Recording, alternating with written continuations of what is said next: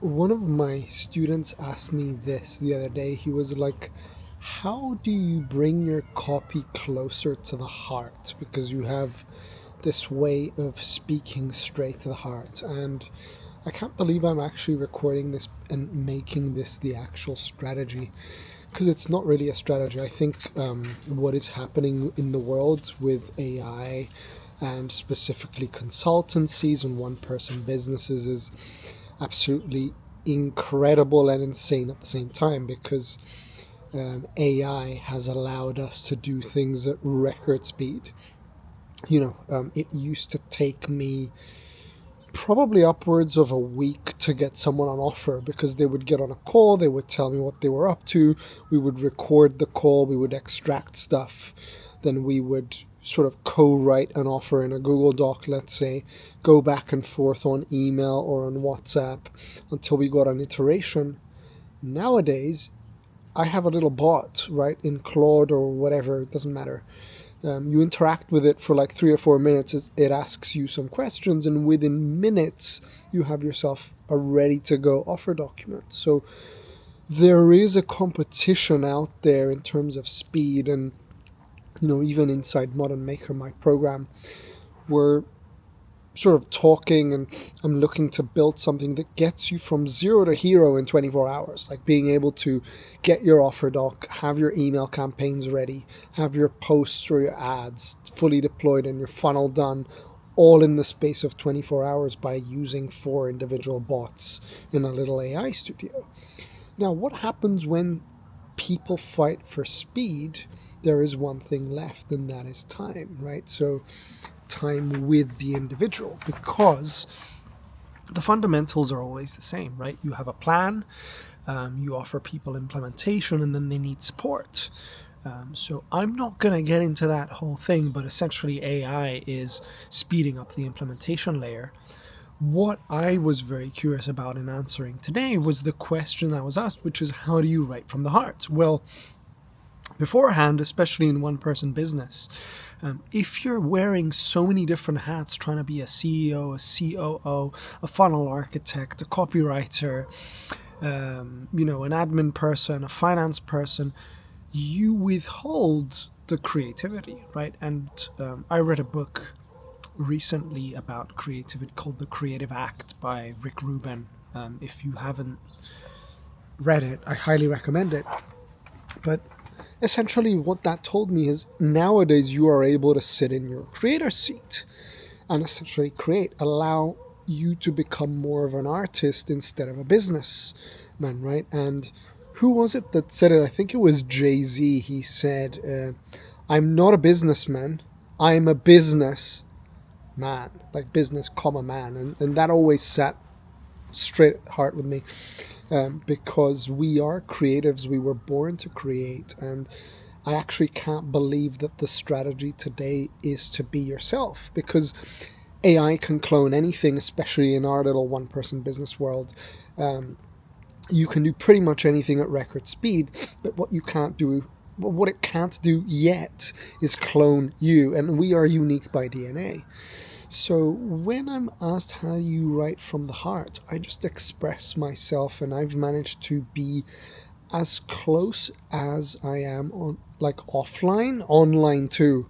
And in the personal branding space, and all these gurus and whatever used to always preach personal branding, but like, personal branding lacked the person, right? It was personal branding under this etiquette or a textbook like way of doing it. I come from the LinkedIn universe, where I grew my audience to 50,000, where it always gave me an ick, and I was always told, oh, you can grow at record speed back in 23, 24, and I just didn't grab those rules, because there was nothing personal about personal branding when I started, and I think to this day there's nothing personal about it. Or we're finally getting to the point where people have had enough and they're being themselves, which is a beautiful sight for me to see. And that's what I mean by writing from the heart. Like, if you are as close to your offline avatar online, people are attracted to that. And it is the raw, the messy, the incomplete, the imperfect side of you that draws people. Like, people used to be scared of failure or scared of talking about failure. And I get comments asking me every day, like, aren't you scared about talking about your flaws? And I'm like, those are the intricacies and the little things that get people to come to me, right? Because they're like, this person is real. So when I say speak from the heart, I just recall whatever happened this week. And sometimes it's a good week, sometimes it's a bad week, and people resonate with that. Like, I can sit here and moan about things and do problem awareness content, like problem agitate solution, or I can actually talk about the intersection of my life and business. And I talk to that all the time. I say it's share content. Share content is your opinions, your values, your hobbies, your interests, whatever makes you you. Like, we moved house the other day. This is our little back garden where I am at the moment, and nobody else can share a post like that about this specific house and this move at this time of the year, because that's what happened to me. Other people might be sick. Like, I heard somebody get this thing called dengue fever or whatever. Like, sorry, I'm butchering it. But like, when I saw that post, I'm like, that is unique to that individual. Or this person ran a marathon or whatever. So I share at that intersection stuff that is unique to me, and people resonate with that. And then on the other side, I call it show content, which is literally showing things from my real-time business experience, from my calls, from the decisions that I make. And we are in no shortage of information, but we are in a very big shortage of insight. And I tell people, like, I did a post the other day where my LinkedIn got 150,000 impressions when people are moaning, saying it's dead and the algo this and the algo that. And I'm saying, so when you speak from the heart, it doesn't always have to be vulnerable, right? I don't have to turn everything into a sob story or whatever. It just has to be real. And we are in the business of insight. So if I screenshot the analytics of the 850,000 views and talk through it, that alone is an insight. And I am the only person that has that exact number, that has gone through these posts, and people are interested in the insight that comes from it, right? And the other side of it is, like, you know, whenever I do have a bad day and I feel like talking about it, I do. I don't withhold, and I have learned to be able to write, to express the good, the bad, and the ugly, right? And, you know, over Christmas, I burned $2,000 on ads as I was exploring, and I talked about it, and people would come to me and be like, dude, when are you launching an ads course? And I'm like, I am the biggest noob here when it comes to ads. Or when I figured it out, and it was a test that was like, you know, it took me $4 to get a $9 sale on the same ads thing. People were like, oh my God, he cracked it. But I showed the burning of the 2K and me failing, and then I showed the win where it wasn't even a massive thing. It was literally for every $4 I spend, and I had spent 200, I would make a $9 sale or a $58 sale. So speaking to the intersection of who you are and what you do is the magic trick. And you know, I've got a lot of friends in my circle as well, or students who have started like practicing that, and it's such a beautiful thing, because what you're doing is attracting people who like messy, who like raw, and you speak to the heart by being real, right? So there's no beating around the bush. This video in itself is me in the garden talking. It won't be edited. You won't see a single thing, like, you won't even get captions, and that's how I operate. And maybe that's good or bad, like in whatever lens you decide to do it, but it is 100% real.